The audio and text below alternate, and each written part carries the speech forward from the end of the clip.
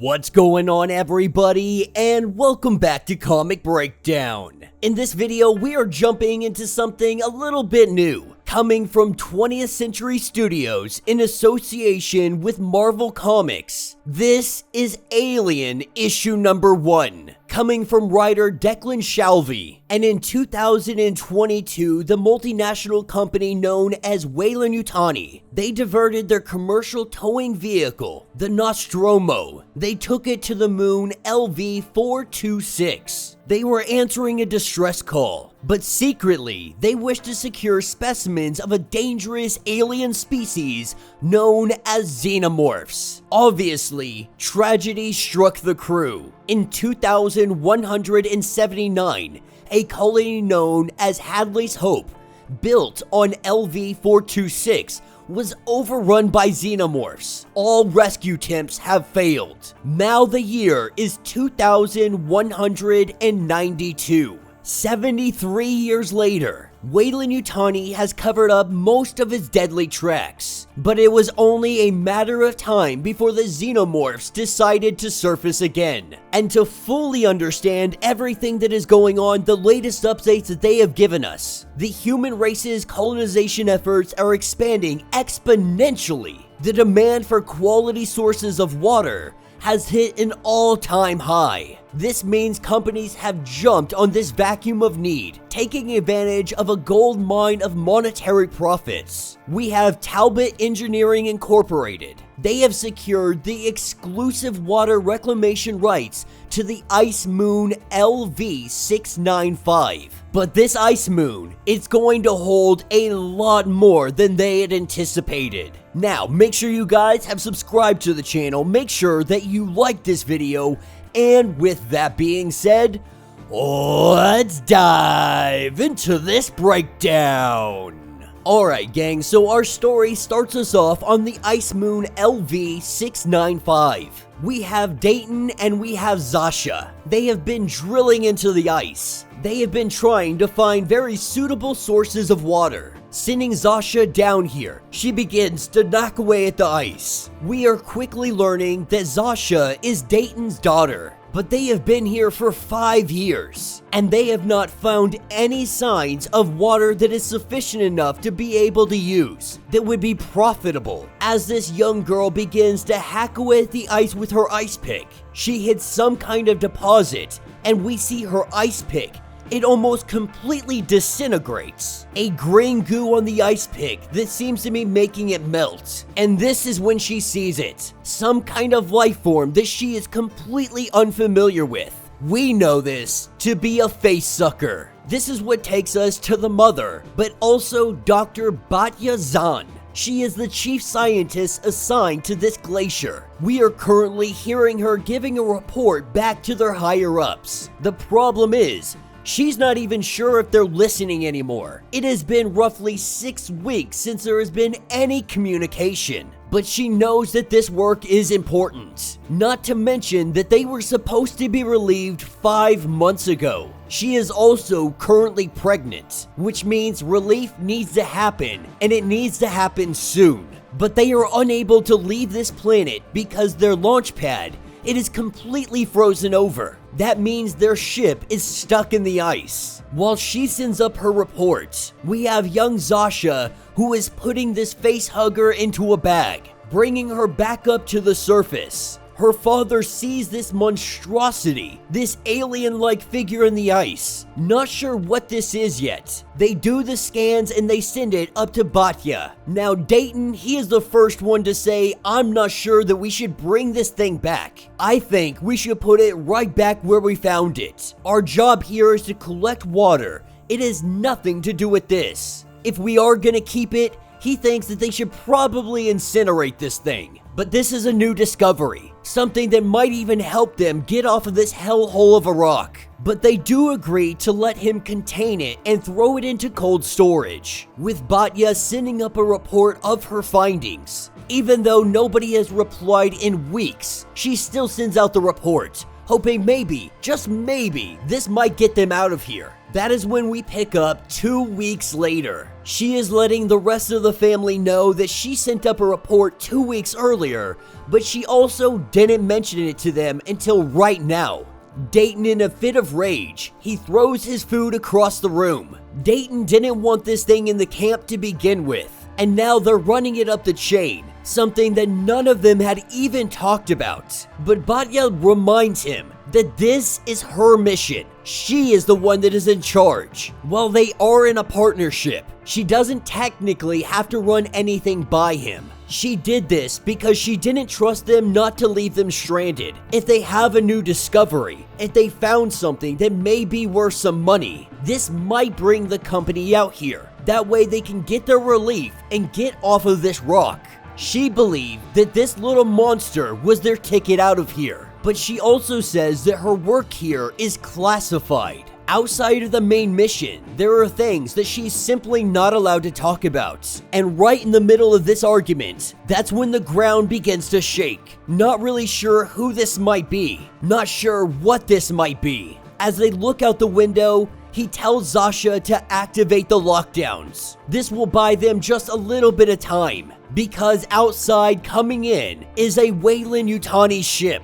Not sure what they want or why they are here. We see the ship dock and soldiers begin to pile out. As they begin securing the base, we have Wendell Thean who shows up. He has been sent here because he is meant to deliver some news. He is here to let them know that Weyland had bought out their company. Very recently, everything that was theirs has become Weyland-Yutani. Obviously, everybody at this table aren't really okay with this. Weyland-Yutani, they have a very bad name stuck to them. After all of these years, there are many people that just simply don't trust the corporation. But this deal became solidified roughly 4 days ago. And what he wants is to be escorted to the lab. This is when Dayton grabs this dude and he shoves his face into the table. He is absolutely livid that Weyland is taking over. But the guards, they quickly hit him in the back of the head with a gun. He gets thrown into the brig on the Weyland ship, while the rest of them lead the way to the science lab. But Zasha, she seems to have disappeared. In all the commotion, she had made a getaway. Being able to sneak through the system, she is able to grab her bag and she gets out of here. But not before defrosting the facehugger. Maybe in an effort to get rid of the specimen completely. To not allow them to have something like this in their hands. While she doesn't fully understand what this little monster is just yet, this was their discovery, and if Weyland is here to take it, she is trying to really attempt to destroy the specimen. But this guy from Weyland-Yutani is saying that he knows there is something more out there. They had intercepted the message that she had sent out to her corporation. The higher-ups at Weyland-Yutani were so interested that they bought this entire company out. And so there's no point in lying about this or trying to avoid the topic. Batya has information that is valuable to the company, and so he is offering a lifeline to her and her family. This is where she says that maybe they can help one another. They have been out here looking for water reserves for months. After digging and digging and digging and never finding anything, they finally found something interesting. The recent sample, which has very unique reproductive qualities. This is something that is capable of life. Maybe something that could be studied and save lives. She has heard the rumors brewing out of Epsilon Station. Something about Project Alpha. She believes that they have something similar. And if she is right about Alpha, what they have is very valuable. Something that can help her family get all of them off of this frozen wasteland. So what she is asking this guy is, what is it worth? What if we crack this thing open and see what's inside of it? What could possibly go wrong with that? As we get this dialogue, we see that the Xenomorphs are slowly being able to break free of the ice. Because that facehugger that they grabbed, that was only the surface of what lies underneath. Alright gang, so as we dive into this issue, we are picking up with the Weyland-Yutani crew. Right now, they are trying to investigate everything that they have been doing on this moon. As they prepare the drill, they begin to break the surface. As the drill activates and makes its way into the ground, we see that something goes horribly wrong. That is because of the acid. It is eating away at the drill, it is eating away at everything on this surface. As the ice begins to collapse, that is when a giant cavern is revealed, with the equipment and some of the crew being stuck down there. What we also see are the Xenomorphs. Dozens upon dozens of them that have been frozen down in this ice. The leader of the crew tells everybody to get out of there and get out of there now. That they must go, they must run. While these Xenomorphs are still technically frozen, they want to get everybody out of here before these things begin to thaw out. Loading up all the personnel and hightailing it out of here, they head back to the main base. Now, while most of the crew don't know what they were looking at, the guy in charge does know what these are. He knows that they are called Xenomorphs, an alien organism. He has seen these in classified studies, but he has never seen them in the field. He does know what they are capable of, sending a shiver up his spine. They believe that they had made a good getaway. What they didn't know is that there were other Xenomorphs that had been watching them, have been waiting for their opportunity, and now they are ready to strike. This is where we pick up with Zasha, making her way through the ventilation system. She is listening to conversations, listening to the crew members talk about where Zasha might be, because they are all looking for her right now. As she crawls out of one of these vents, she thinks she's able to make a getaway. That's when one of the Weyland crew members grabs hold of her. He grabs her bag, and in doing so, the zipper comes open. What both of them were unaware of is the facehugger. In this backpack, for all of this time, it is finally thawed out. And so when that zipper opens up, it lunges at this man. It grabs hold of his face, and it begins to do what it does. Zasha, having no idea what is going on, she makes a run for it. As we pick up with the crew on the outside, they think that they have made a getaway, but they are lacking communications, unable to talk to the main base. This is when one of the Xenomorphs jumps into the back with the crew, and this is an absolute bloodbath.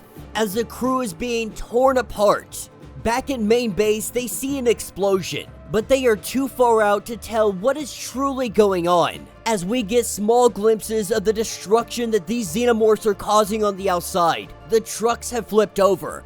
Bodies and body parts in all directions. People running for their lives and Xenomorphs just laying down the hate. With no communication and them not being in sight, the guy in charge pretty much says that the dig team is out there and they are on their own, that they can handle whatever the situation might be. Little do they know that that dig team, they have just been obliterated. Meanwhile, on the Weyland ship, we have Dayton, who has been put into custody, and with the guards relieving one another, they think that Dayton is no threat to them. They think that Dayton is just a nobody, just a loser. But we can see in his eyes that he is a man of violence. As we pick up with the doctor and the leader of the Weyland crew, while they tiptoe around the subject, they know that the doctor has been doing some experimentations, that if she would simply hand over what she calls her legacy, then all of this would go over much smoother. Not only that, but they have her husband in custody. He is guaranteeing that the husband and daughter will be given to her safely. All they want is the research that she has been doing. His thought process is the doctor has been doing unsanctioned experiments. One way or another,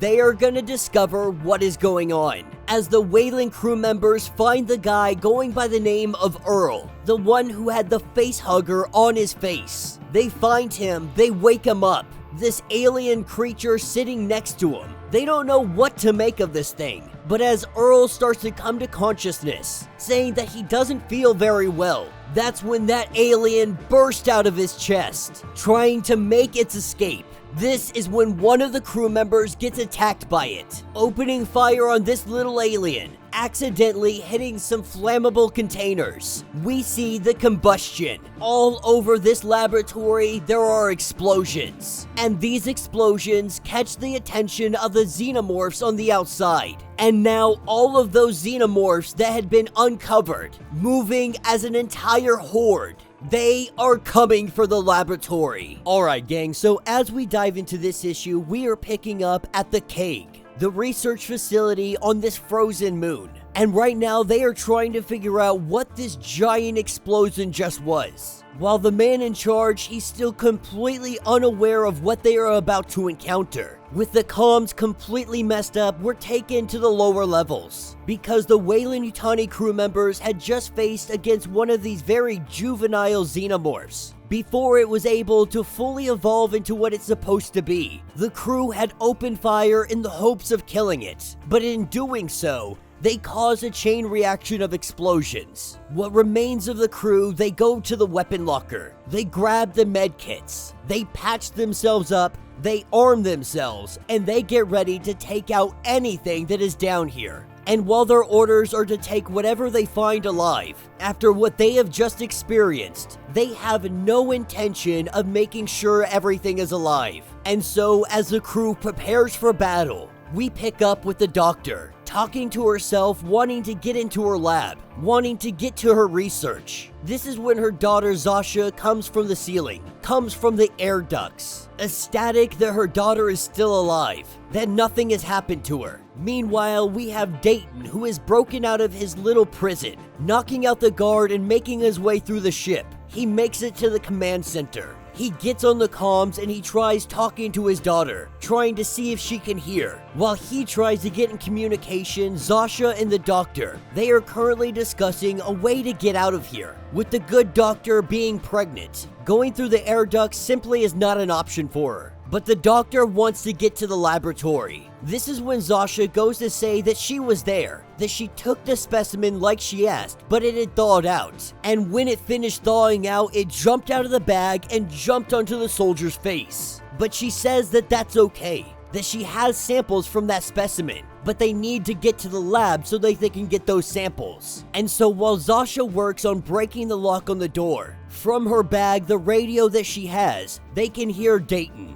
Dayton is letting him know that he was able to break out of the brig, that he is still on the ship and he can get this thing airborne. With there only being one person left on board, he wants them to gather their stuff and then make their way to the Weyland-Yutani ship. But Batya doesn't want to leave, because what is in that laboratory, that is going to be their ticket for safety. That is going to be their protection. If they are able to get off of this rock, they're going to need something to bargain with. Something that Weyland-Yutani wouldn't just end their lives. At this point, the doctor is already assuming that Weyland-Yutani knows what they were doing, or at least they got a pretty good idea. Now, us as the reader, we still don't fully understand the experiments that they have been running down here. So Zasha and the doctor, they hightail it to the lab, and Dayton gets the ship ready for takeoff. Getting to the laboratory, they gather up anything and everything that might be of use for them. As they gather up all of the evidence, all of the samples, we are taken to the lower levels. The crew of Weyland-Yutani, the soldiers that are still alive, now completely armed, ready to take on anything that stands before them. As they make their way through the Keg, this is when they run into the Xenomorph. No longer a juvenile, now ready to take them out. We see James ripped in half by a tail. The other two guys, they open fire. And we see the Xenomorph take off down a hallway. As Zasha and the doctor are finally out of the Keg, they begin to head over to the Weyland-Yutani ship. But this whole time, the ice has been cracking. We see the ice break away and the Weyland-Yutani ship, it begins to fall into the ice. While Zasha and the doctor were able to make it to safety, they are still unsure on the outcome of Dayton. Not sure if he survived that fall. Regardless, the ship is going to be almost unusable at this point. But taking us back over to the lower levels in the Keg, the soldiers opening up fire, they are able to take down the Xenomorph. The blood acid going in all directions. As they get closer to it and they get a closer look at what this monster is, they are in complete disbelief. And while they were able to take down one, that ice that broke on the outside, this has given way for more Xenomorphs. As the nest begins to climb its way up, they are headed directly for the Keg. And Dayton, still alive inside the Weyland-Yutani ship, he is recognizing that there is nothing he can do. that he can't save them, he can't save himself, that he can't save anybody. Alright gang, so as we dive into this issue, we are picking up 300 feet beneath the icy surface. The Weyland-Yutani ship had sunk underneath, and the only person on board is Dayton. One arm unable to get out of here, and he watches as all of the Xenomorphs, they begin to rise up.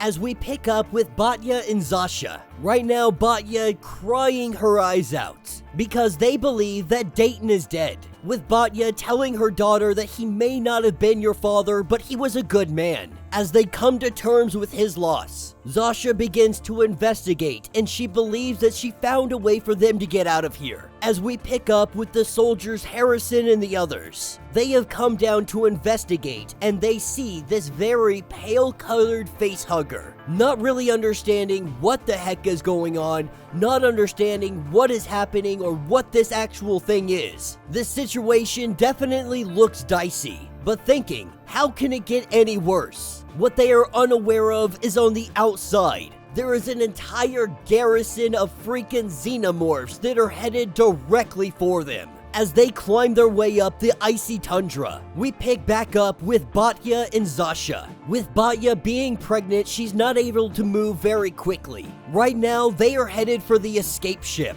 With everything going on, the escape ship has become operational. But as they make their way through the hallways, a man looking as if something had burst out of his chest. Zasha curious on how this happened. This is when her mother finally comes clean, saying that their job here wasn't just to test the water source. She was working on covert stuff on the side. She had began examining the extraterrestrial samples that they found last year. Her father had found the first one that was prior to his accident, telling her that the things she found in the ice was a new sample from a new organism, one that Weyland-Yutani wants. Potentially, it could have been worth a fortune, believing that this was their ticket off of this rock, a ticket that they can't cash in now. But they do have all of her research, and they do have a bio sample, and she is carrying it in her womb, telling her daughter that they need to get off planet. But as they walk down the corridors, this is where she has an immense amount of pain from her stomach, her water breaking. She had tested so many samples and everything looked fine, that she learned so much. This sample, it is supposed to make her brother a hybrid, something new and amazing, human mixed with Xenomorph.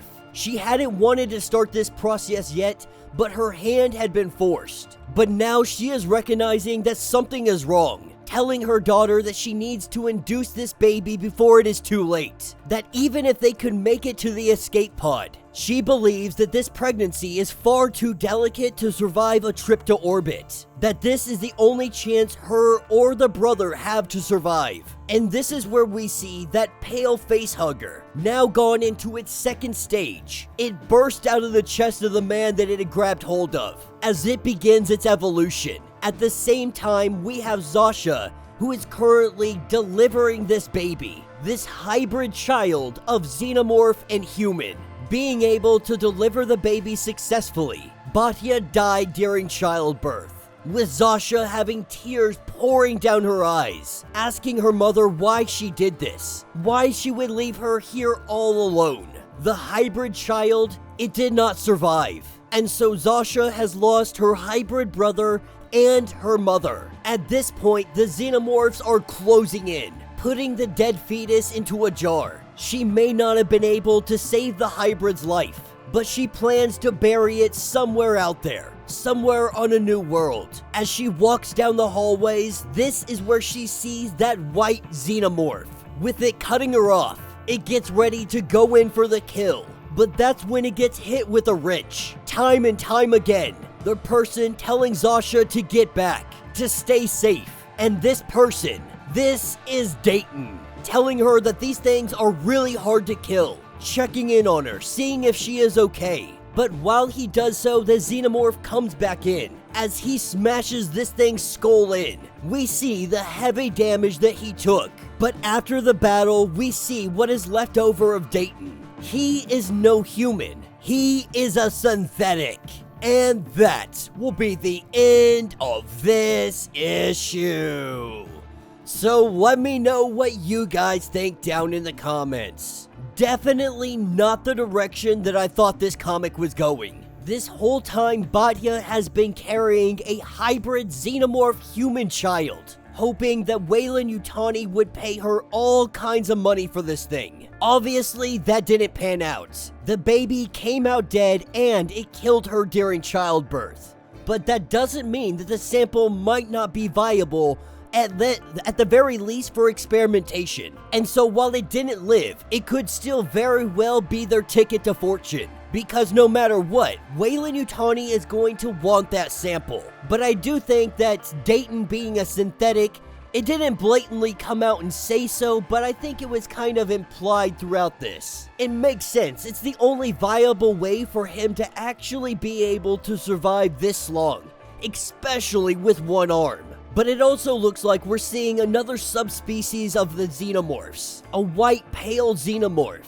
The head shape a little bit different, the tail looking a little bit more furry than it would be scaly or sleek. But yeah, definitely not a bad issue, definitely took some turns that I just simply was not expecting. Very excited for the last issue, very excited to see how this is going to end and what will be coming next. But let me know your thoughts, let me know your theories, if you would like to get completely caught up on everything going on with this alien story. Be sure to check out the link in my description as well as the top of this video. It will get you completely caught up on everything going on with this story. If you would like to support the channel, you can always do so by joining the channel membership.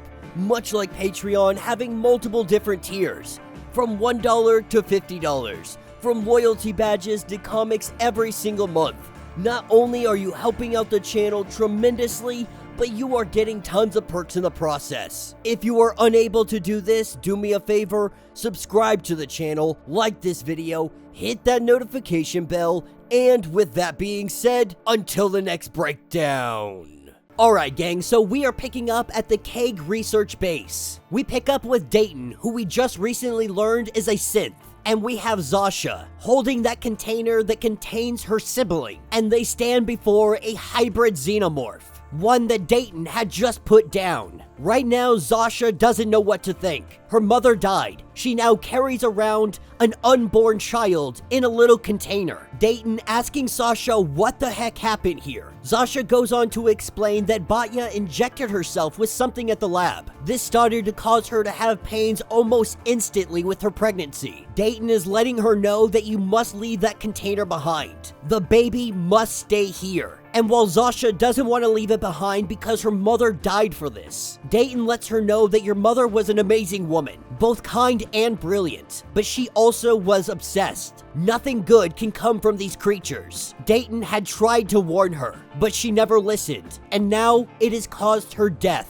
But Zasha wants to leave this little infant behind with the mother's dead body. At the very least, they can die in this place together. As they hightail it out of here, Dayton begins to explain his whole purpose in being here, but also what led to the events that they are in right now. Now, Dayton had met Zasha's parents when he was damaged. At the time, she was very young, a synth that was destined for the scrapyard. But her parents gave him another chance. He worked the lower levels. He worked away until the death of her father, with Batya knowing that they had to have 2 adults working this facility. Batya had asked the synth to take on the name Dayton and fill the role that he was currently doing. That way the research could continue on, not knowing at the time that she was pregnant. Eventually, complications began to happen, making another discovery believing that the solution laid inside these Xenomorphs. Something that would make the baby stronger, knowledge that would make her career, that would ensure her family was taken care of for the rest of their lives. As we see the 2 soldiers that are left remaining in this facility, they make their way through the laboratory. They see all the experimentation, the Xenomorphs that have been chopped up into little pieces and experimented on.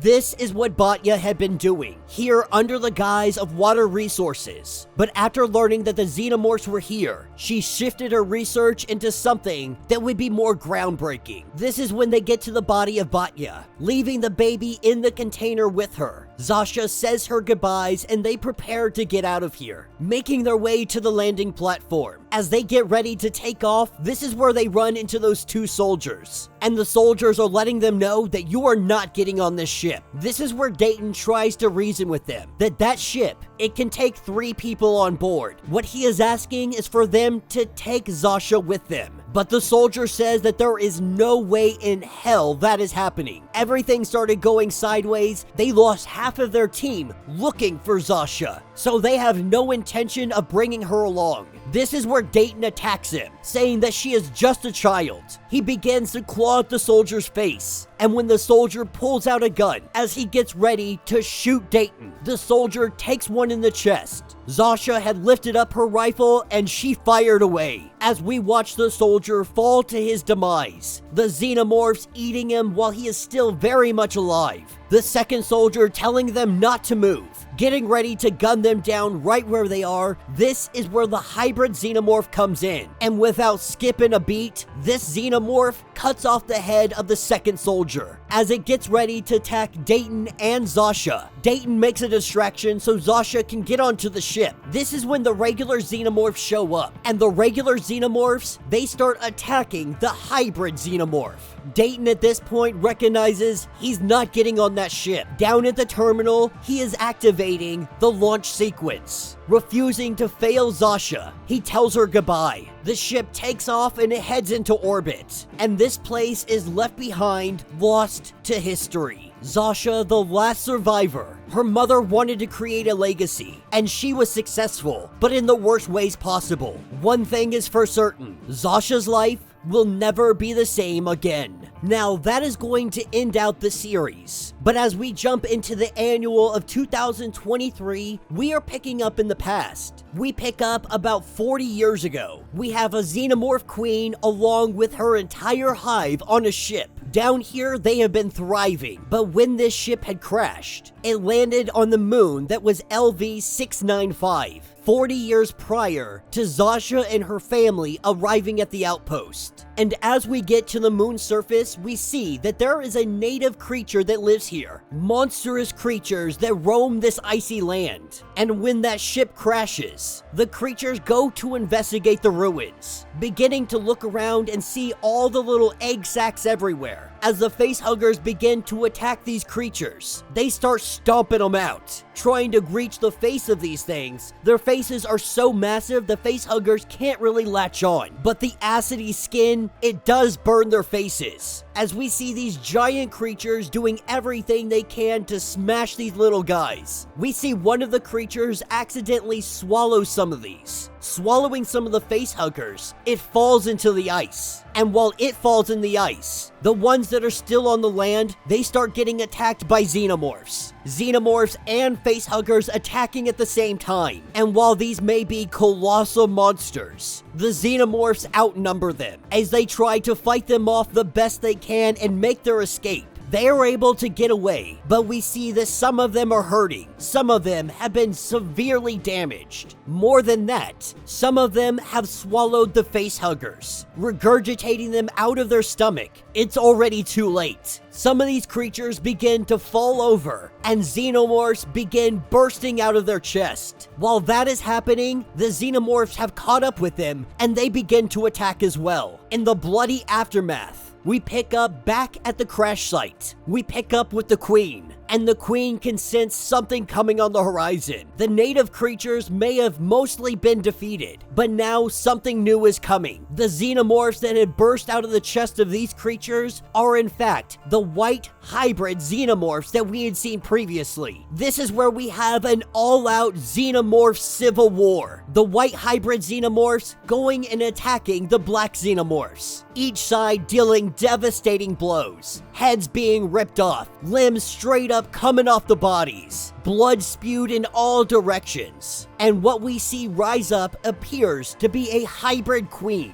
With the battle ensuing, Xenomorphs ripping each other apart, we see the Colossus hybrid Xenomorph go after the Queen. The two of them begin to battle, and all of this commotion, all of this chaos, it causes an avalanche. The avalanche causing all of the Xenomorphs to go underneath the ice and be frozen. This is what takes us to the year 2189. The outpost has been built. The year 2195, the ship sinks into the water. The year 2203, we see that this facility is nothing but rubble left over. The year 2208, it finally sinks all the way down into the ground. And this is what awakens one of those native creatures, the one that had sunk into the ice all of those years ago. And inside of this creature, a Xenomorph embryo grows. And that will be the end of this issue. So let me know what you guys think down in the comments. So there is a new series that will continue on this story. The issue number 1 of Alien that came out in November. It will continue on this story, so you're not going to miss out on anything that is going on. If you want more to this, you're definitely going to get it. And it picks us up in the year 2208. It has been over a decade since all of this happened. Zasha's still very much alive. It's about to get so much more interesting. But when it comes to this 5-issue run and the annual, I think it was a lot of fun. Not only are we introducing a brand new hybrid Xenomorph, but we're seeing that these hybrid Xenomorphs, they don't get along with the regular black Xenomorphs. In fact, anytime they see one another, their instinct is to kill. And I'm looking forward to the new series that is going to dive into all of this and truly explain what's going on here. But it's not often that we get to see Xenomorphs going against something like the native creatures that were here on this planet. Usually it's Xenomorphs taking out entire colonies of humans, entire ships full of people. It's very rare that we get to see Xenomorphs taking on the native population of creatures. But that is the reality of the Xenomorphs. They will kill and demolish anything and everything biological that will stand in their way. Anything that they could deem a threat. All in all, it's an absolutely fantastic story. The annual had almost no words in it whatsoever, but it told the story that it needed to tell. It showed us how the Xenomorphs got there, how the hybrids even came to be in the beginning, how they got underneath all of that ice, and what led to the events of Zasha's family being taken out. Now we get to see how Weyland-Yutani is going to handle this moon, as well as Zasha having this vast girth of information about the moon, about the Xenomorphs, and what her role is to play in what moves forward. But let me know your thoughts, let me know your theories. If you would like to get completely caught up on everything that has been going on with this series, go ahead, check out the link in my description, as well as the top of this video. It'll get you completely caught up on everything that has been going on with Alien. If you would like to support the channel, you can always do so by joining the channel membership. Much like Patreon, having multiple different tiers, from $1 to $50, from loyalty badges to comics every single month. Not only are you helping out the channel tremendously, but you are getting tons of perks in the process. If you're unable to do this, do me a favor, subscribe to the channel, like this video, hit that notification bell, and with that being said, until the next breakdown.